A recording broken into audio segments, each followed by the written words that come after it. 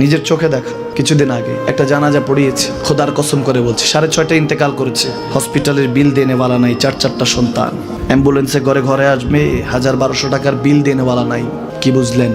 ক্ষণস্থায়ী দুনিয়া। মমিনের কম থাকলেও আমি বলি, কেউ যদি এসে বলে হুজুর একটু দোয়া করেন, খুব পেরেশানিতে আছি, আমি তার হাত চুমু খেয়ে বলি তোমাকে মোবারকবাদ, আল্লাহ তোমাকে ভালোবাসে। পেরেশানি তো মালিক দেয়, এই জন্য এটা রহমত মমিনের জন্য। পেরেশানি দেয় যখন ফেরেশতারা বলে আল্লাহ চাইতেছে টাকা পয়সা চাইতেছে, বলে এটা কি? বলে ফাসেক, দে বিদায় কর। তার চাওয়া চেয়ে বিরক্ত লাগে, বিদায় কর, কি লাগে দে।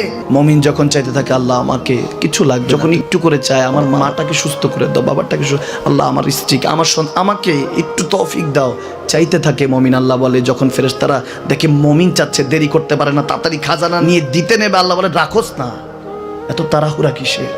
তার চাওয়ার মধ্যে তো প্রেম আছে, একটু চাইতে দেস না। থাকুক না মমিন আর একটু পেরেশান, থাকুক না, থাকতে দেস না, একটু থাক, একটু থাক।